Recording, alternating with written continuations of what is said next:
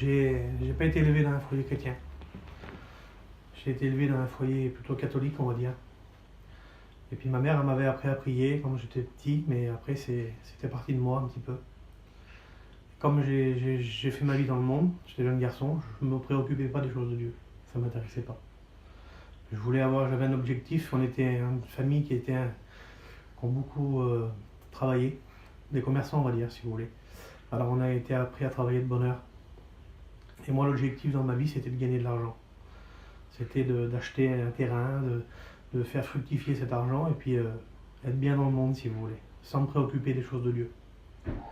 Si vous voulez, peut-être que ça existait, peut-être que ça n'existait pas, mais ça m'importait peu. Je n'en avais pas besoin. Après, je me suis marié, j'ai fondé un foyer, on va dire. Et toujours pareil, ça me préoccupait pas les choses de Dieu.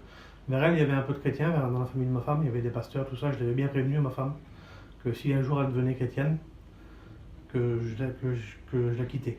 Moi, je voulais pas de chrétiens chez nous, on était des commerçants, pas besoin de ça. Et puis, j'étais un peu rebelle un petit peu à l'évangile, tout ça. Je n'allais pas dans les réunions, je voulais pas aller dans les réunions. Je savais même pas pourquoi en vérité, parce que je connaissais pas.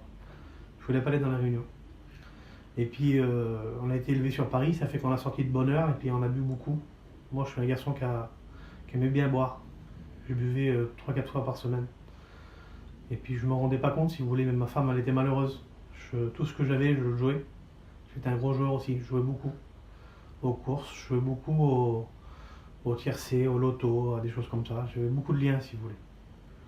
Ma femme, elle était malheureuse, mais je ne me rendais pas compte. Et puis, elle n'était pas chrétienne non plus, on sortait avec des jeunes couples, tout ça. Et un jour, sa cousine, elle a fait une soirée, j'y étais. J'étais dans cette soirée, j'avais déjà bu avant d'y aller.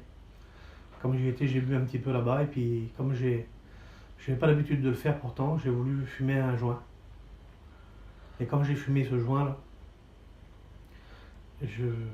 c'est comme si j'étais tombé morceau tout de suite, là, que j'étais vraiment pas bien. Comme j'ai fumé ce joint, ma femme elle m'a vu vraiment mal, elle m'a dit viens, je te ramène chez nous.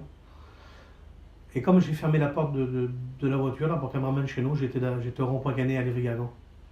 J'ai fermé la porte de la voiture, pour moi je suis mort, ce soir-là. Ma vie c'était fini là, dans mon esprit je suis mort.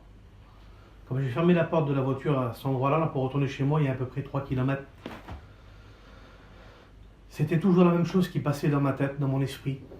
Et je partais de cet endroit, et presque arrivé chez moi, je revenais en arrière. Et je me disais en moi-même, sans avoir été dans une réunion avant, sans qu'on m'aille parler de Dieu avant, je me disais en moi-même, je suis perdu, je suis en enfer. Ça y est, je suis perdu là. Je vais mourir, je suis mort. Je suis en enfer et personne ne pourra me sortir de là. Dans mon esprit, pour moi, j'étais mort. Et j'allais en enfer. Et comme je me suis dit ça dans mon cœur, là, que ça a passé peut-être 1000 fois dans ma tête, peut-être 1000 fois dans mon esprit, ça a passé. Ça a duré je ne sais pas combien de temps, je ne pourrais pas vous dire. J'étais comme si j'étais scotché là. C'était toujours la même chose. Mon cerveau s'était bloqué. Et comme je me suis dit ça en moi-même, dans mon esprit, je me suis dit, je suis perdu, je suis en enfer, et personne ne pourra me sortir de là. Et là, il y a le Seigneur qui s'est fait entendre dans ma vie. Il m'a dit, je m'appelle Jésus. Et si tu m'appelles, je te sauverai. Sans l'avoir cherché avant. Sans avoir fait sa volonté dans ma vie. J'ai crié à Jésus. J'ai dit, Seigneur, sauve-moi. Viens me sauver, Seigneur. Parce que sans toi, je ne pourrais pas lutter.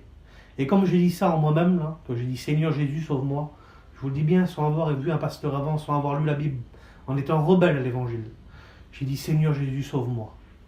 Il est venu instantanément dans mon cœur, il a mis la paix. Instantanément, je me suis réveillé, j'étais bien. Ma vie, elle a changé dans cette voiture-là. Pour moi, je suis réellement mort dans cette voiture-là. C'est-à-dire, mon ancienne vie, elle est morte là. Ma vie de péché, ma vie sans Dieu. Et là, le Seigneur, comme j'ai dit, Seigneur, sauve-moi, il m'a donné la nouvelle naissance. Les arbres, ils n'avaient plus la même couleur. Le vent, j'ai eu la nouvelle naissance.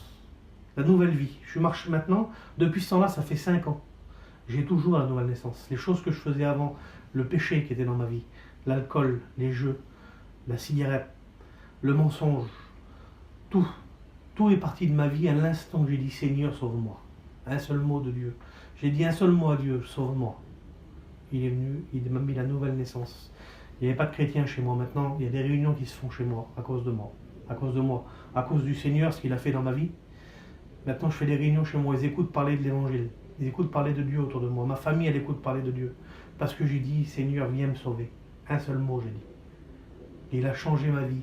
Il est en train de changer la vie de ma famille. Il a changé la vie de ma femme. Ma femme s'est baptisée en même temps que moi. On s'est baptisé le même jour, il y a 50 ans. Le Seigneur, il m'a délivré de tout ce qui me tenait dans le monde. Il m'a donné la nouvelle naissance. J'ai jamais rien manqué avec le Seigneur. J'ai jamais manqué de rien avec Dieu.